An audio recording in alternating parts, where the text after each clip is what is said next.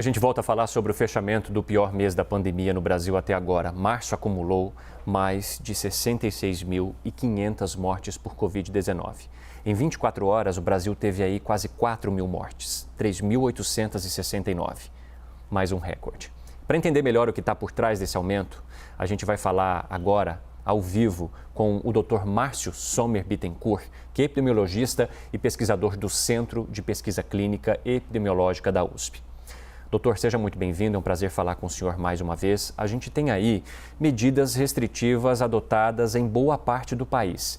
E mesmo assim, durante as últimas semanas, estamos batendo recordes ainda de mortes e de internações. O que está acontecendo? Aonde esses números não estão se encaixando para que a gente possa entender o motivo de mais um mês e do pior mês desde o início da pandemia? Bem-vindo.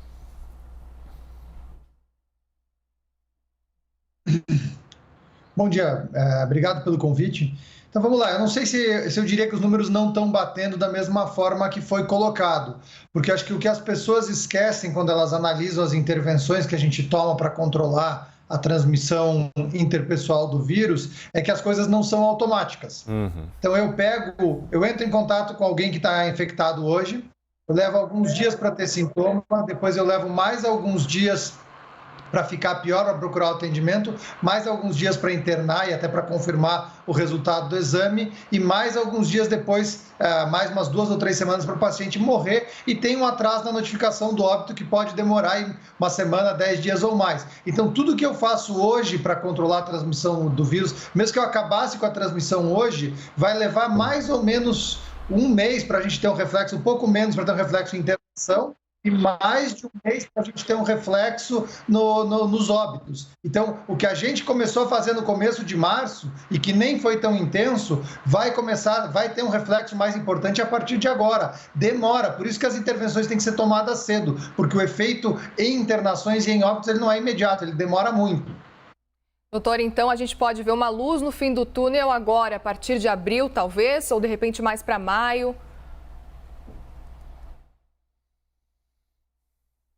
Então, eu acho que depende do comportamento das pessoas. A gente começou a intensificar as medidas. E fazer as medidas não quer dizer que é suficiente para controlar. Você desacelera a transmissão, mas a intensidade das medidas é que vai dizer se a gente está desacelerando o suficiente para ficar em redução ou se só está aumentando mais devagar. E isso a gente vai vendo com o andar das coisas. E como vários lugares já estão discutindo flexibilizar, abrir e voltar a ter maior interação entre as pessoas, maior risco de transmissão, isso pode estabilizar num patamar mais alto, eventualmente até voltar a subir. Mas mesmo que fique num patamar muito alto, ou que a queda comece a ficar muito lenta, eu não sei se o alívio vai vir tão rápido. Isso pode demorar muito tempo para chegar em níveis mais aceitáveis.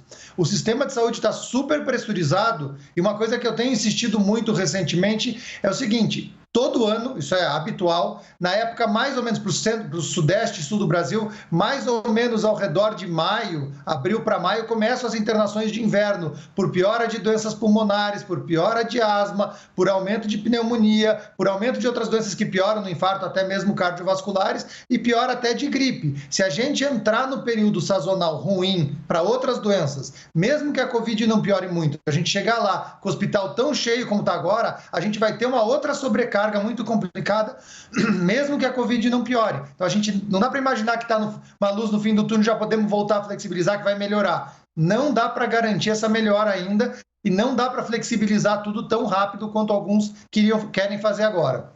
Doutor, com as restrições que a gente tem hoje, nesse momento, o que acontece? A gente consegue reduzir ou não?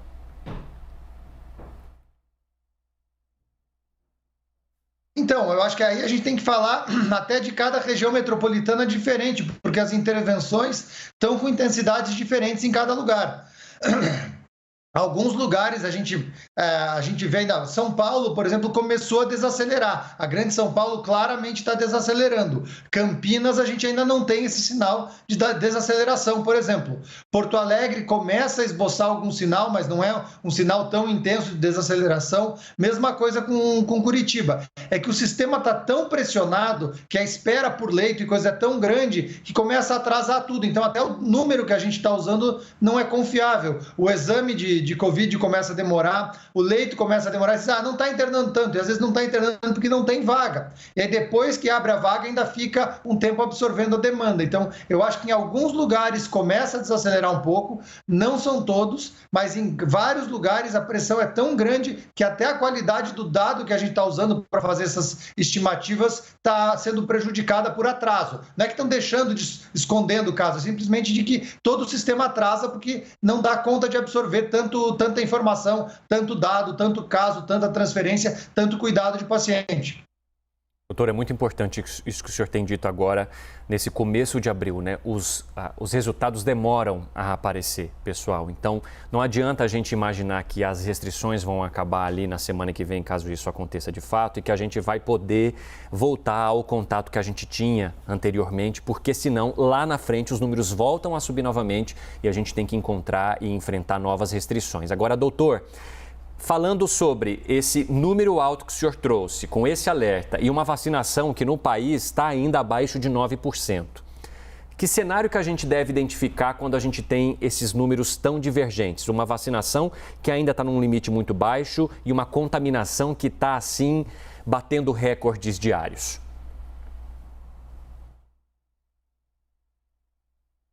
Eu acho que assim, o que a gente tem que pensar nesse cenário é que de todas as intervenções que a gente tem para conter a transmissão do vírus, a única que a gente tem restrição de usar é vacinação. Então, quando você não tem uma das armas, que é a melhor de todas, mas que não está disponível agora, a nossa estratégia tem que ser usar o melhor das outras. Usar o melhor de estratégia de busca ativa de caso, de isolar contato de caso, de reduzir a interação entre as pessoas, de reduzir o contato interpessoal, medidas de distanciamento, uso de máscara. A gente tem que reduzir a transmissão até a gente conseguir ter mais vacina, que não é nenhum problema só do Brasil. A gente tem vários problemas, a gente tem vários atrasos, várias negativas de contratação de vacina em momentos melhores, mas o que a gente tem hoje é o que a gente tem hoje. E se a vacina vai demorar algum tempo para chegar, ou a gente ajusta a sociedade para conseguir controlar a transmissão até lá, ou a nossa perspectiva é continuar piorando com mais ocupação de leito e com consequentemente, mais mortes, mais pessoas com sequelas e com complicações tardias. Então, a gente tem que fazer tudo o que for possível para controlar com medidas restritivas e outras medidas comunitárias que não são necessariamente restritivas, enquanto a gente não vacina. Eu queria só fazer mais um ponto adicional. Agora, como eu falei, que a gente está entrando na parte de inverno, qualquer pressão no sistema de saúde é muito ruim. Então, quanto mais as pessoas se cuidarem para não precisar do sistema de saúde até por outros motivos, melhora. Um exemplo, por exemplo, é não deixar de tomar vacina de gripe, que vai estar entrando agora na campanha nacional, para a gente reduzir a carga de complicações de outras doenças nessa fase tão difícil. Conversamos com o Dr. Márcio Sommer Bittencourt, epidemiologista e pesquisador do Centro de Pesquisa Clínica e Epidemiológica da USP. Doutor, obrigada pela sua participação aqui no Novo Dia.